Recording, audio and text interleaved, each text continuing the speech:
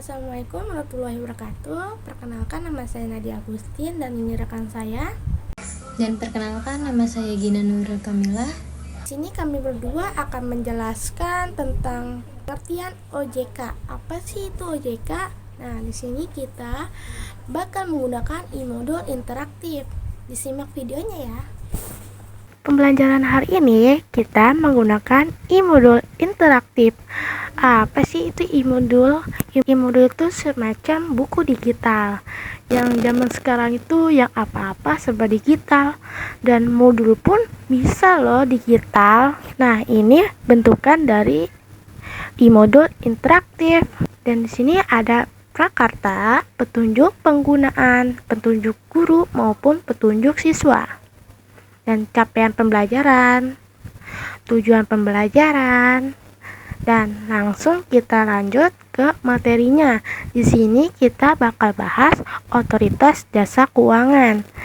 Nah, di sini ada peta konsepnya. Pertama, kita bahas definisi OJK. Yang kedua, tujuan, fungsi, dan tugas OJK. Dan terakhir, status dan kedudukan OJK. Nah, otoritas jasa keuangan itu apa sih, teman-teman? Nah, otoritas jasa keuangan adalah lembaga negara yang berfungsi menyelenggarakan sistem pengaturan dan pengawasan terhadap seluruh kegiatan di dalam sektor jasa keuangan yang akan dibahas lebih lanjut sebagai berikut.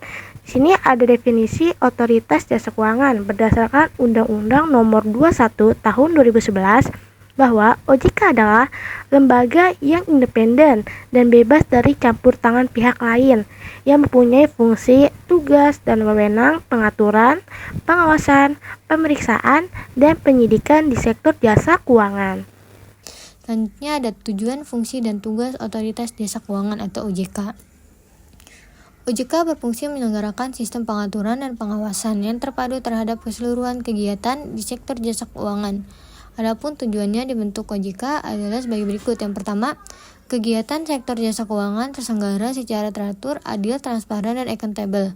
Yang kedua, mampu mewujudkan sistem keuangan yang tumbuh secara berkelanjutan dan stabil. Dan yang ketiga, mampu melindungi kepentingan konsumen dan masyarakat. Selanjutnya ada tugas utama OJK. Dalam rangka melaksanakan fungsi dan tujuan tersebut, OJK memiliki 3 tugas utama sebagai berikut. Pertama, tugas pengaturan dan pengawasan terhadap kegiatan jasa keuangan di sektor perbankan. Dan yang kedua, tugas pengaturan dan pengawasan terhadap jasa keuangan pasar modal.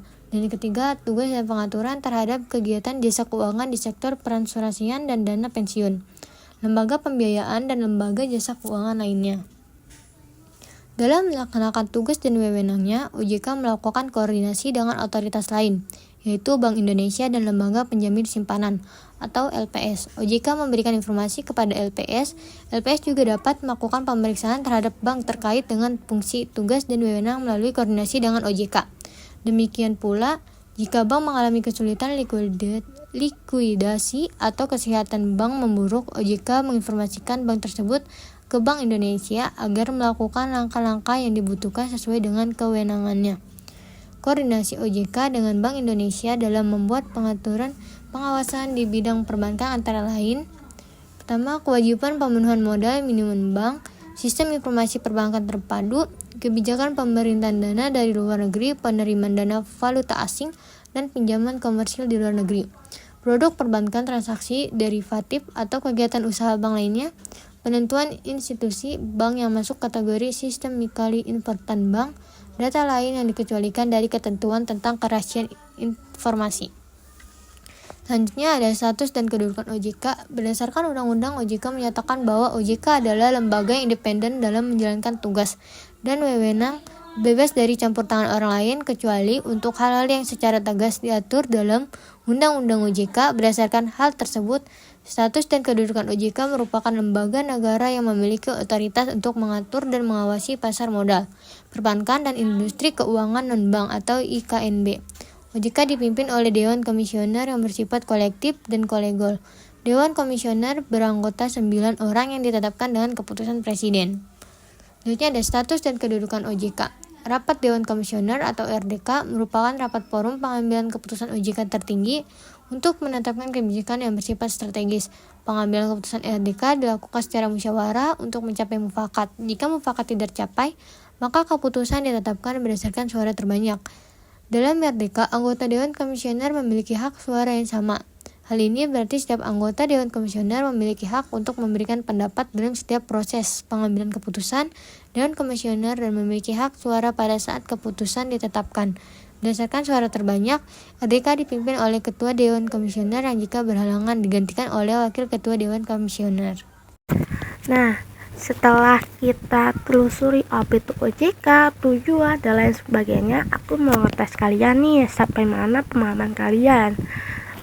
Nah, di sini aku dan tempatku ngadain kuis dadakan. Apa tuh kuis dadakannya? Nah, di sini ada petunjuknya. Cobalah mainkan game berikut ini secara mandiri. Berarti sendiri-sendiri ya guys, nggak boleh berkelompok. Bacalah setiap pernyataan dengan sesama, lalu tentukan apakah pernyataan tersebut benar atau tidak. Setiap jawaban yang tepat akan memberimu 1 poin. Ayo, yang benar aku kasih 1 poin buat kalian. Dan linknya ada di sini dan kalian bisa scan barcode di samping. Yuk kita main games.